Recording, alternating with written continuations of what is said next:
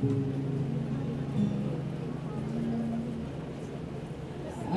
ingin tabah bagai petani di kampung, menanam tapi tak memanen. Aku ingin cantik bagai bunga kangkung, tumbuh di ladang berlumpur. Aku ingin tahu tentang bahasa daun, menanam mentari dan air. Aku ingin tidur dalam buai dengung, kamar hijau kunang di kampung.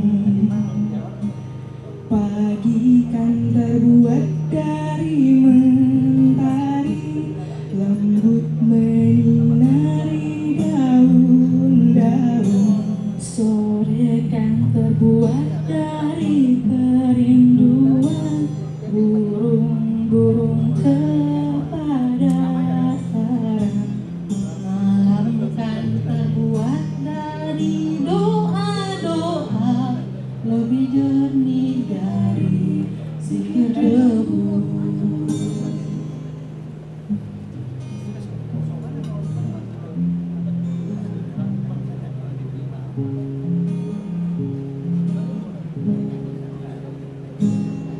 Aku ingin tabah bagai petani di kampung, menanam tapi tak memanen.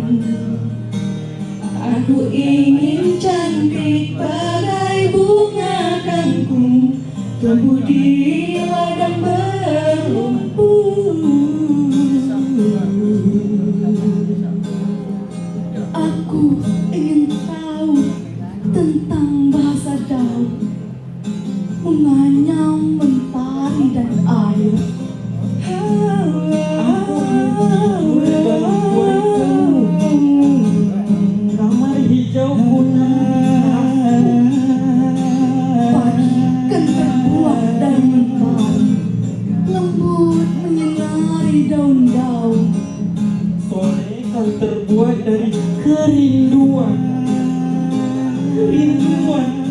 burung-burung kepada sarang. Malam kan terbuat dari doa-doa, lebih jernih dari zikir debu.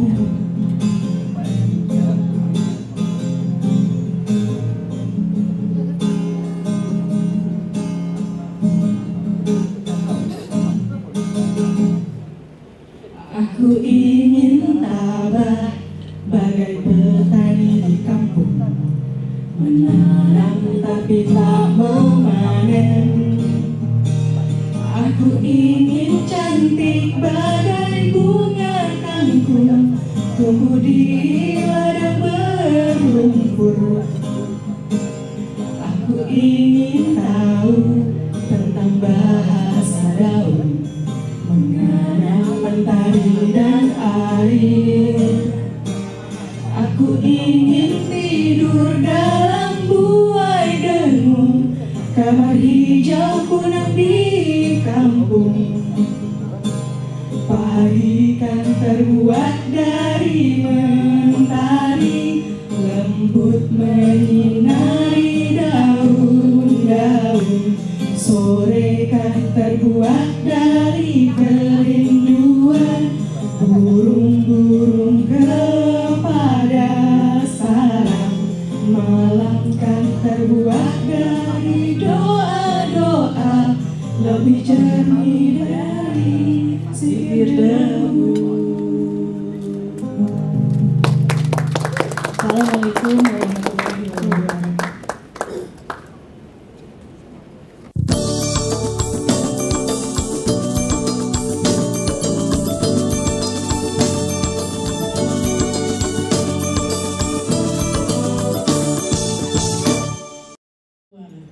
Baik, Cici dan tuan-tuan, Kita kembali lanjut ke diskusi kita pada Maimun.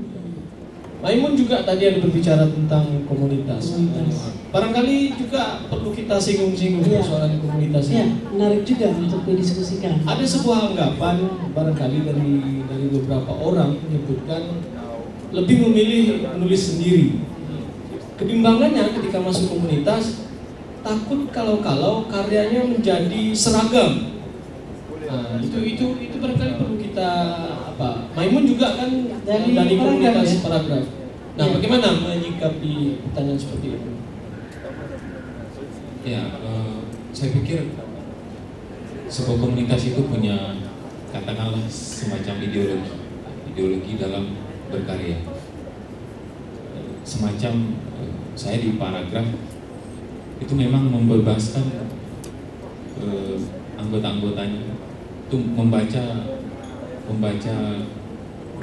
bacaan-bacaan serius misalnya. Nah, tetapi misalnya ada kawan-kawan yang misalnya ada larangan dalam tanda petik, tidak usah membaca itu misalnya, karena dia penulis bukan ini misalnya, bukan dari apa. Nah, memang banyak beberapa kawan-kawan itu bacaannya atau tulisannya hampir seragam. Ya, saya melihat misalnya ada Aan Mansur dari Makassar. Dia sangat mempengaruhi sastra hari ini. Ya, kemudian muncul dari segi prosa Agus Nur. Dan orang-orang urban itu sangat menyukai yang seperti itu. Nah, saya melihat di beberapa provinsi tetangga misalnya, semacam Sumbar, kemudian Lampung, kemudian Medan beberapa kali, ada sekitar 4 kali saya ke Medan itu, memang seragam.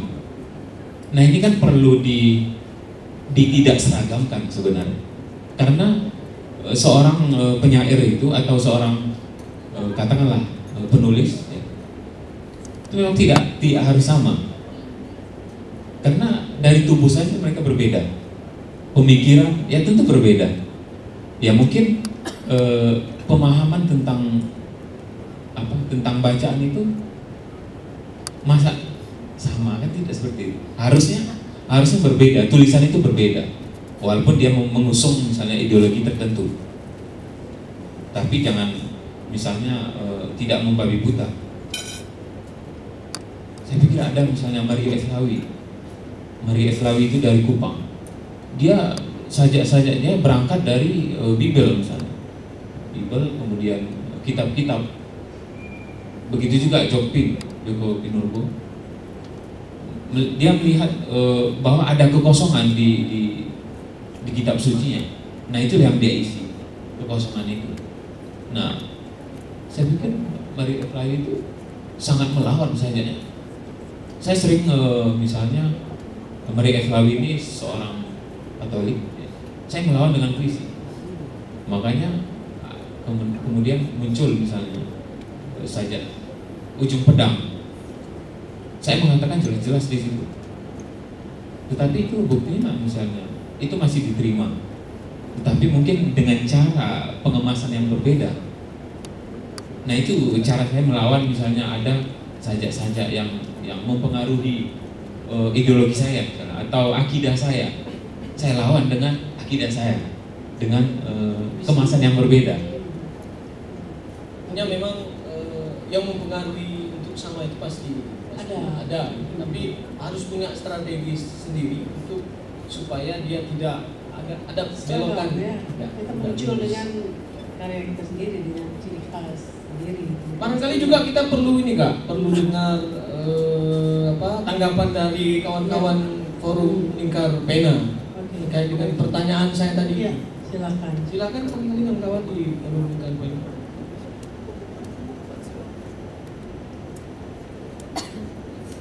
Yang di belakang, tadi kita sudah membahas, ada anggapan bahwa dalam sebuah komunitas yang ditakutkan karya itu justru takutnya sama. Nah, bagaimana tanggapan dari kawan-kawan di forum Lingkar Pena? Atau jangan-jangan ada komunitas yang memang punya trademark karyanya harus seperti ini? Gitu ya. Itu kan juga tidak bisa kita pungkiri kalau memang ditetapkan seperti itu. Silakan. Bismillahirrahmanirrahim. Assalamualaikum warahmatullahi wabarakatuh. Waalaikumsalam. Ini menarik sekali ya. Tidak tahu kenapa ketika perbincangan penyeragaman tulisan langsung ke forum lingkar pena gitu. Baik, saya kembali mungkin ke ininya ya. Tadi persoalannya dengan penyeragaman itu dikhawatirkan ya adanya penyeragaman ketika kita bergabung dengan komunitas. Nah, persoalannya justru saya ingin kembalikan bahwasanya kita ya, saya pribadi mungkin, kemudian teman-teman kita yang ada di komunitas, ketika kita bergabung di dalam komunitas itu ada hal-hal lain ya, yang bukan hanya sekedar ketakutan kita terhadap karya yang seragam itu. Jadi kita memaknai bahwasanya aktivitas kita menulis itu sebuah aktivitas kebaikan ya, bukan hanya untuk diri kita tetapi juga kepada orang lain. Jadi kebaikan ini tidak hanya sifatnya menyebarkan ideologi dan seterusnya, tetapi juga punya nilai moral ya. Misalnya kita lihat kondisi Riau secara umum ya. Beberapa waktu lalu kami sempat menjadi juri di perlombaan anak-anak tingkat SMA dan SMP se-Riau yang melibatkan juga pesertanya itu seluruh Indonesia. Dan dari hasil penilaian lomba itu kita melihat memang penilaian tersebut menunjukkan kualitas dari tulisan siswa-siswa dan anak-anak di Riau ini masih jauh kualitasnya dibanding dengan teman-teman yang ada di luar. Jadi ya, kita sebagai komunitas ya, saya lihat ketika kita ingin menyebarkan ya, kita ingin mengajak orang untuk membaca, menulis, itu akan jauh lebih efektif ketika kita bergerak bersama dibandingkan ketika kita sendirian. Jadi kami memandang seperti itu ya, suatu kepentingan yang jauh lebih mendasar dibandingkan dengan ketakutan-ketakutan seperti misalnya karyanya beragam dan seterusnya. Dan secara internal sebenarnya soal keberagaman karya itu ya, kita tidak secara organisasi kita tidak pernah mendoktrin ya bagaimana kemudian orang-orang itu menjadi memiliki ideologi yang sama misalnya di dalam karya-karyanya, tetapi itu berangkat dari pemahaman pribadi yang kemudian mengkristal menjadi gabungan komunitas seperti itu ya. Kemudian itu tadi ya, peran dari komunitas itu kita melihat memang jauh lebih besar dibanding dengan anggapan-anggapan yang seperti itu. Kalau kita ingin bergerak, kita ingin merubah Riau misalnya menjadi lebih baik, ya harus bersama-sama.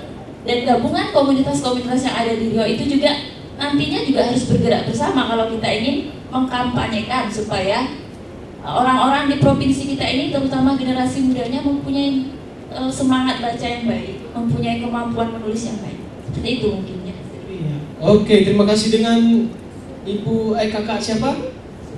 Sugiarti. Oh, Sugiarti. Saya sudah tahu lama, namanya sudah lama tahu, tapi wajahnya baru kenal hari ya. ini. Baik, terima kasih. Mungkin ada tanggapan dari komunitas yang lain juga. Sini ada paragraf, ada Rumah Sunting.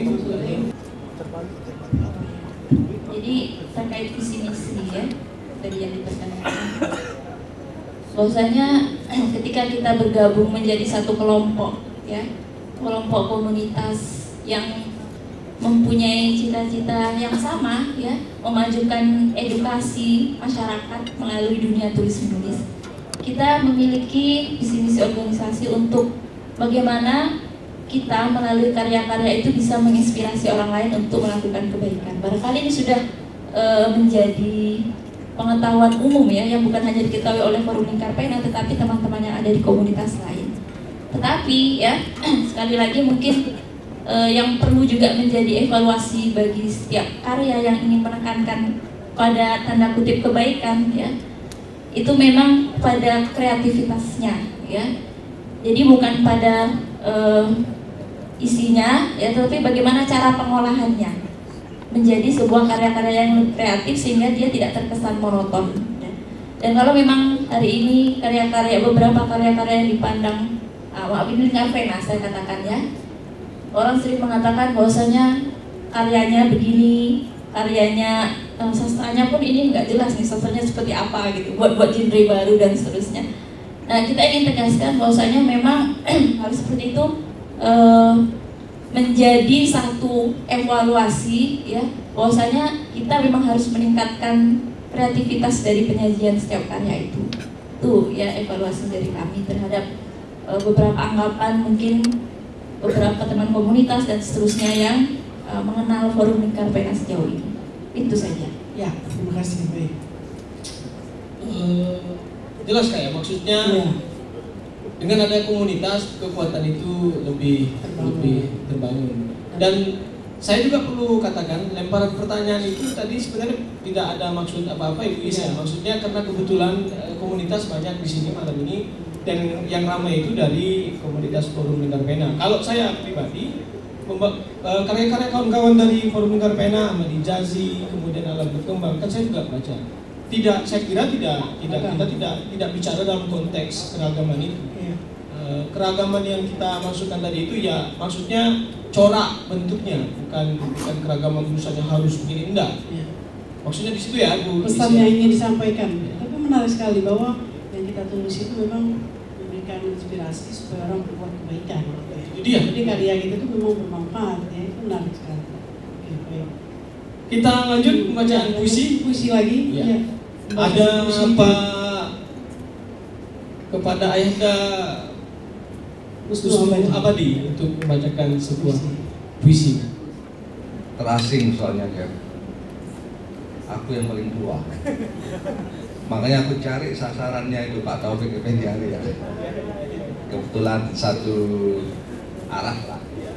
Dan alhamdulillah beliau sehat dan oke untuk malam ini. Nggak tahu besok siapa lagi sasaranku untuk aku bawa ke sini. Saya akan bacakan puisi Yose Rizal Manwa. Jumpa di Rumah Seni Astrizal Nur di Depok. Apa yang kau suka? Apa yang kau suka belum tentu aku suka. Apa yang kau mau belum tentu aku mau. Biarlah di taman kota itu mawar berdampingan dengan melati, anyelir berdampingan dengan anggrek, Kamboja berdampingan dengan anturium. Apa yang kau makan belum tentu aku suka. Apa yang kau minum belum tentu aku mau. Biarlah di taman kota itu kembang sepatu berdampingan dengan soka, kemuning berdampingan dengan kaca piring, cempaka berdampingan dengan kuping gajah. Biarlah di taman kota itu ada bonsai, ada tulip, ada teratai, ada benalu yang tidak saling mengganggu, yang akar-akarnya sama mengurat di bumi. Di tanah merdeka, di taman kota itu, apa yang kau suka belum tentu aku suka. Terima kasih. Terima kasih Pak Husnul Abadi. Jadi sebelum kita tutup bincang-bincang kita, mungkin Maimun pertanyaan terakhir, karena kita di Madang Mujanga ini terus berharap konsistensi menulis itu terus kita jaga sampai usia, sampai kapanpun gitu. Nah, untuk Maimun sendiri mungkin kita ingin pernyataannya lah, sampai kapan memilih puisi tetap konsisten gitu ya. Ya, saya pernah terpikir untuk beralih misalnya prosa, karena memang awal-awal itu saya juga menulis prosa ya, ada sekitar 5 atau 4-5 ya. Kemudian esai saya memang sangat sedikit, kira-kira sekitar tidak sampai dengan jari. Nah, tetapi kemudian muncul ada penggalian-penggalian lain ya ketika kita belum puas terhadap sesuatu. Jadi saya terus menggali puisi itu karena saya melihat puisi itu adalah karya yang bertenaga walaupun dia teks kecil, pendek. Kemudian dia punya pesan lain daripada misalnya kita mendengar sebuah cerita. Sangat berbeda, beda puisi dengan prosa. Dan sempat saya pikirkan itu hendak khusus misalnya ke prosa tahun-tahun ini misalnya. Tapi saya terlalu cinta dengan puisi. Ya barangkali bisa jadi nanti saya menulis prosa lagi misalnya semacam novel. Karena memang saya keterbatasan fasilitas karena semenjak saya kuliah itu memang tidak ada ya dilepas begitu saja oleh orang tua saya. Saya ingin kuliah, ya sudah. Kalau kuliah ya cari sendirilah. Ya saya cari, kemudian saya kuliah karena waktu itu saya baca Mukhtar Lubis di waktu SMP dulu. Saya suka sekali dengan biografi dia, Mukhtar Lubis itu. Nah kemudian saya memilih bahasa Indonesia karena bisa nanti menjadi wartawan misalnya. Tetapi setelah itu ternyata menulis itu lebih daripada yang lain. Sempat misalnya saya ditawarkan sebagai dosen luar biasa tanpa ijazah misalnya, tapi dengan surat keterangan penghargaan misalnya, prestasi. Itu saya pikir nilai lebih daripada sebuah penghargaan lain. Dengan memilih jalan itu, saya meyakini bahwa walaupun miskin-miskin di menulis, saya tidak akan meninggalkannya. Pernah saya mengatakan bahwa di sebuah forum di UIR itu, kalaulah misalnya dipilih berhenti menulis, ya, atau anda akan saya bunuh misalnya, atau tidak berhenti menulis, kemudian anda ditawarkan yang macam-macam misalnya, secara materi, saya tetap menulis walaupun dibunuh begitu. Karena mungkin ya jiwa yang muncul dari dalam diri kita itu berbeda sekali dengan hal-hal lain. Bahkan saya pernah mengatakan begini, saya sangat senang sekali ketika puisi saya dimuat daripada nilai skripsi A. Iya, Oktober itu saya wisuda, bulan Juni ujian. Saya dapat A, saya tidak senang. Saya senang malah dimuat puisinya. Nah itu kan berbeda ketika berarti saya mencintai puisi daripada menulis skripsi itu. Karena saya melihat ada beberapa teks yang waktu itu tidak dimaknai dosen itu dengan pandangan saya waktu itu tentang cerpennya Pak Musa Ismail, sosiologi sastra tentang budaya. Nah, saya pikir ada yang kurang di dalam penelitian kita misalnya. Nah, makanya saya sangat tertarik ketika misalnya ada lomba-lomba saya kirimkan. Nah, kalau penghargaan saya sudah diterbangkan ke Medan misalnya melalui tulisan, ke Jakarta waktu itu sudah juga.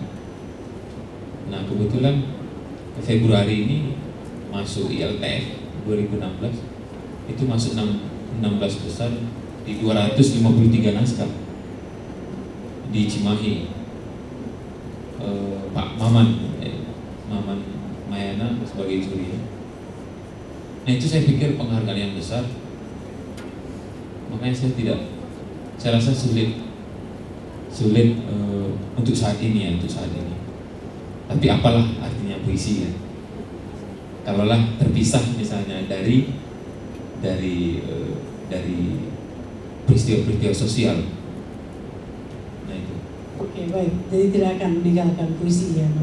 Baik, kita berikan aplaus kepada Maimun. Semoga semangat ini bisa kita punya semua bahwa puisi ini tetap menjadi pilihan hidup kita. Baik, terima kasih Maimun. Dan selanjutnya Kita langsung tabarkan Maimun untuk membacakan puisi. Silakan Maimun.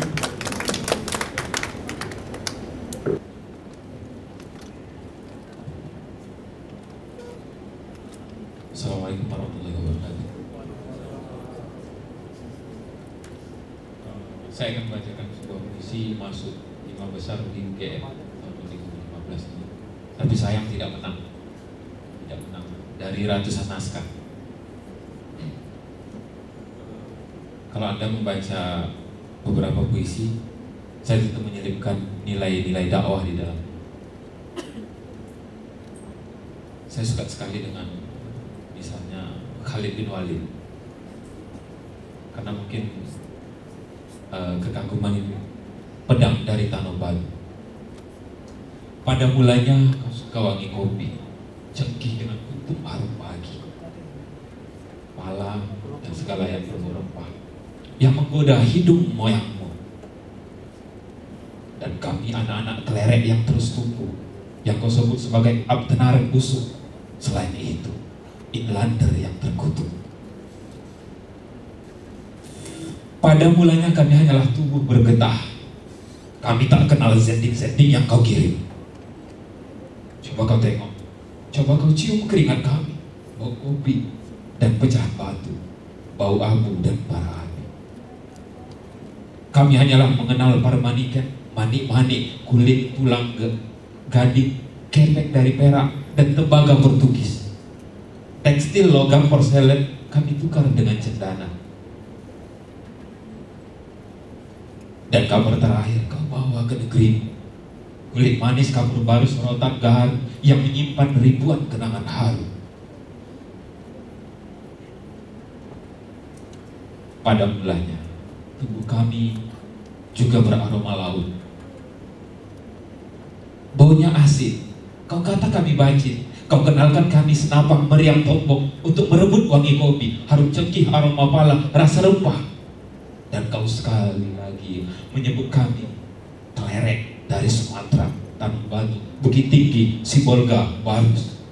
Dan kali ini kami kenalkan kepadamu parang, lembing, tombak, panah, untuk balang, pedang yang pada akhirnya berkelok tujuh, mendelikung tajam, menikam lambungmu.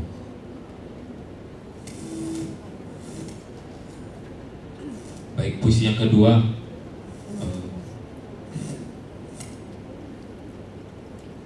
ini berjudul, ini tentang cinta ya, tapi cintanya berbeda, bukan cinta remaja, cinta abad lampau. Percayalah sayang, cintaku antara surau ketek dan gereja tua, antara doa dan kenikmatan tak terbatas dalam kidung lama. Percayalah sayang, cintaku rasa lapar korban banjir bandang yang mengamuk, dahaga anak kambing di gelanggang padang yang kehilangan induk. Percayalah sayang, cintaku sekolah-sekolah runtuh di Tanah Batu yang digulung banjir bandang pada abad ke-18. Percayalah sayang, cintaku para budak Hatoban tawanan perang, bagai cinta kelerek-kelerek yang dulu ditikam dan dikirim ke Afdeling, kota Noban.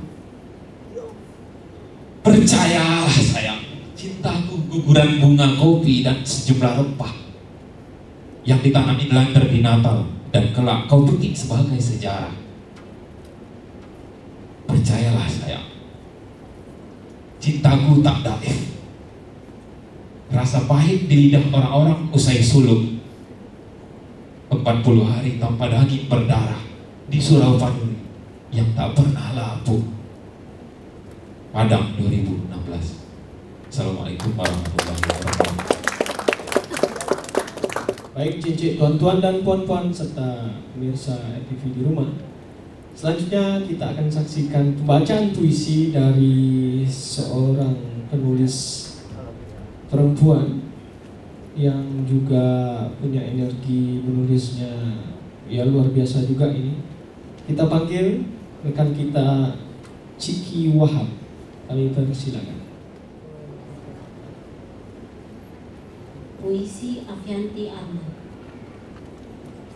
Buku harian. Selalu ada langit tak berwarna dan perempuan yang menulis di bawah langit seperti itu. 15 Desember. Lampu kristal itu menggantung tidak di tengah ruang.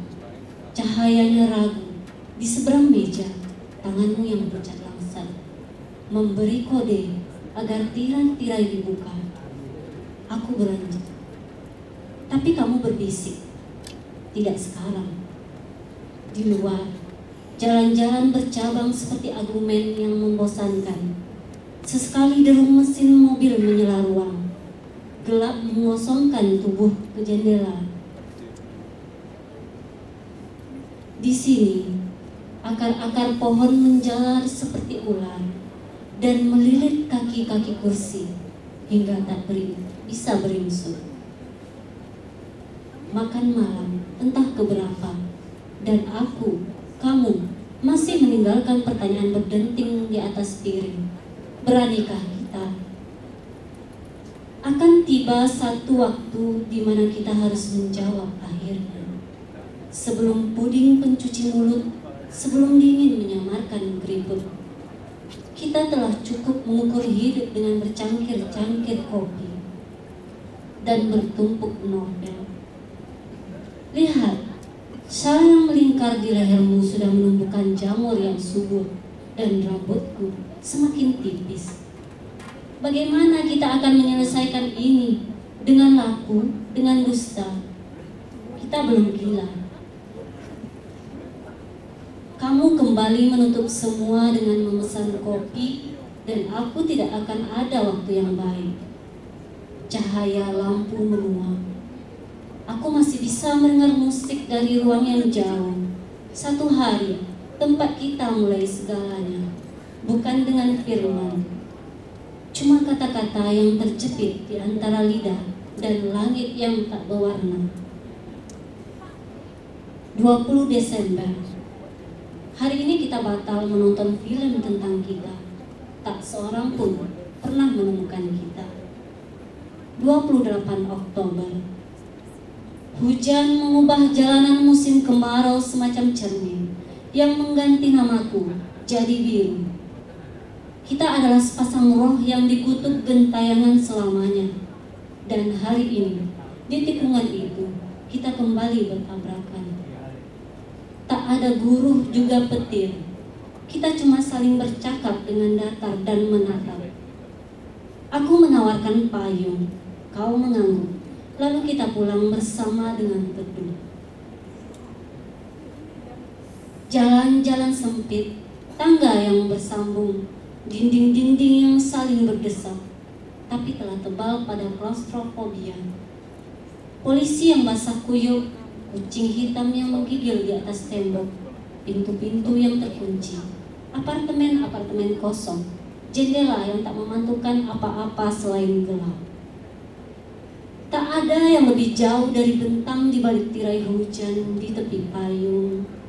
Ketika hujan berhenti, matahari telah pergi, langit pekat, dan kita tahu tak akan ada pelangi. Kata satu suara dari film lama, cinta adalah tentang waktu. Tak baik bertemu orang yang tidak terlalu cepat atau terlambat. Tapi hujan telah mengubah wajahmu semacam cermin yang mengganti namaku jadi biru. 7 November. Pohon-pohon di depan rumah tumbuh dengan rimbun. Hari-hari ini hujan mendesakkan hijau dan biru sekaligus. 14 Desember. Makan malam itu hanya akan mengoyak satu lembar lagi dari buku harian kita. Sesudah itu kosong. 24 Desember. Di musim basah ini tak semuanya basah. Kita mengenal tanda-tanda bersedia paham bahwa sebuah SMS adalah jarak terdekat yang bisa kita tangkap. Mataku tetap kering, tulismu singkat. 25 Desember kali ini kamu mengeluhkan Santa Claus yang tak datang berkunjung. Mungkin kenapa kita terlalu tua untuk orang tua itu. Aku mencoba menghibur. Kamu menggeleng. Mungkin karena kita adalah salah. 31 Desember, mimpi atau bukan, aku melihat bayanganku mengendap menuju pintu, menuju menekuni lampu jalan yang menjadikannya. Ia tak berkata apa-apa, tapi sebelum mengungkit grendel, bayanganku menoleh dan dalam gelap, aku melihat seorang perempuan yang menulis. Hurufnya luka. Terima kasih. Assalamualaikum warahmatullahi wabarakatuh.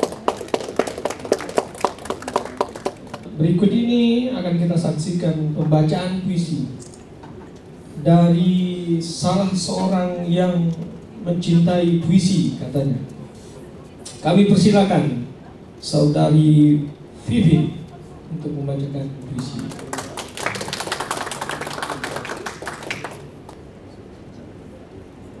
Matahari lindap di balik pohonan. Bakauku melenting nadi harap. Akankah risau terus mencercau di setiap dengkur nafasku? Salahkah bila ku lupakan dirimu Indonesia? Dosakah bila ku nafikan hadirmu?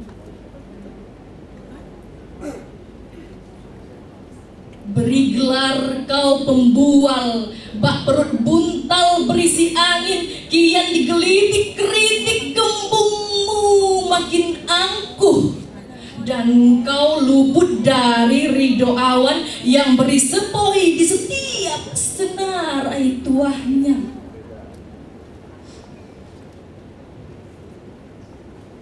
Sejarah panjang yang telah kau toreh, kandas oleh kemasan tipu-tipumu, buhulmu berkecai di pungkang nafsu, tersadai di batu-batu gersang anak negeri. Lalu aku pun tak sanggup pandangi wajah bopengmu, berseri kengerian penuh bercak darah saudaraku sendiri.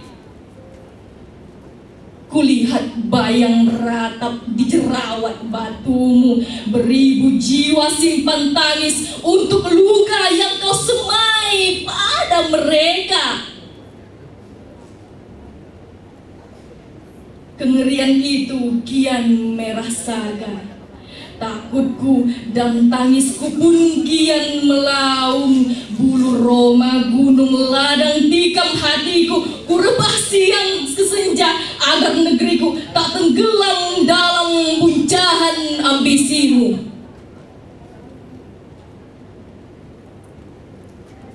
Beringin lautan kepongahan menggenang di sini, membancuh bersama borok nista bergelora. Aku masih punya rumah lanting, tempat bernaung, berdinding semangat, perisai hendakku. Nyulap takdir jadi mimpi, bawa langit ke ketiakmu. Kau sulap lautan darah di Aceh, padang api di timur-timur, sungai air mata di hulu Riau. Dari ratap tangis sang ibu yang tangisi anak gadisnya. Mengasuh birahi di Bukit Samyong sudut Batam, penuhi nafsu toke dari Singapura, atau untuk berjuta Abdul yang alih nama jadi Michelle, Johnson, Ricky, Willy atau Bobby. Aku masih punya topi purun penutup kepala kala berhuma. Di ladang yang kini milik Torganda, sekawah minyak tertegang di sana. Sementara Mak Ican berlauk pelacan sambil tokok ikan bilis, hendak menggoreng minyak telah habis. Masih bisakah kupaksa batin berazam percayaimu? Sedang lidah terasa kelat hambur serapah, petah pekik sumpah serapah. Terima kasih. Assalamualaikum warahmatullahi wabarakatuh. Ya, Vivin yang akibat sering hadir di acara Madah Budangga akhirnya punya keberanian untuk membacakan puisi di hadapan para hadirin. Dan luar biasa, saya kira baru sekali membaca puisi di depan kita semua, sudah punya energi untuk membaca. Lain kali boleh baca-baca lagi. Baik cincin tuan-tuan dan puan-puan, berikut ini pembacaan puisi, masih pembacaan puisi dari salah seorang yang bernama Abdul Isliandi. Kami persilakan.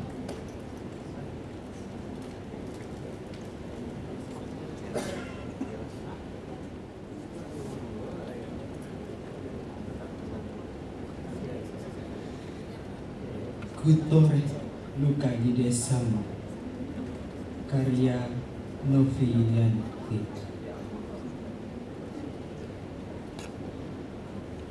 Kutore luka di desamu, saat gema azan menari di telinga. Ombak pantai berkejar-kejaran, mentari pulang ke peraduan. Kicau camar tak bernada, sajakku rangkai pengiring luka. Ku toreh luka di desamu, dikala bulan bersinar redup. Hembusan angin mendekap erat, langit berpagar awan hitam, tetesan rinai membasuh tulang. Ku tanam gigil dalam pilu, ku toreh luka di desa. Waktu roda karet menari berguling-guling, jalan setapak bertabur kabut kerikil. Mawar-mawar merah kuncup di taman, padi-padi di sawah menguning, hendak dituai. Lambaian sesal menoreh batin. Ku toreh luka di desamu, kala jasad-jasad terpancang di tengah laut. Titian berlilit besi-besi baja, terik mentari yang memulas wajah. Tangisku berjodoh dengan asin laut. Ku toreh luka di desamu. Terima kasih. Assalamualaikum warahmatullahi wabarakatuh.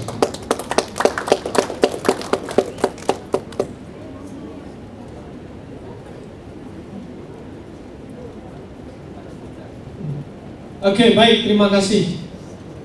Terima kasih. Tadi puisi Dari Abdul Isliandi. terakhir dari pertunjukan Malam Madah Bujangga untuk edisi kali ini. Baiklah, Jeb. Ya, kita sudah baca sampai puisi. di penghujung. Sudah baca puisi, sudah berbincang-bincang. Tentang puisi juga ya. Ya, paling tidak kita berharap dari apa yang kita perbincangkan tadi, mungkin hal-hal kecil yang bisa kemudian melentikkan Ya. untuk bahan-bahan diskusi keluarga. Karena memang Madah Bujangga hadirnya diharapkan mampu ikut serta dalam menggairahkan seni sastra di Riau. Di Riau.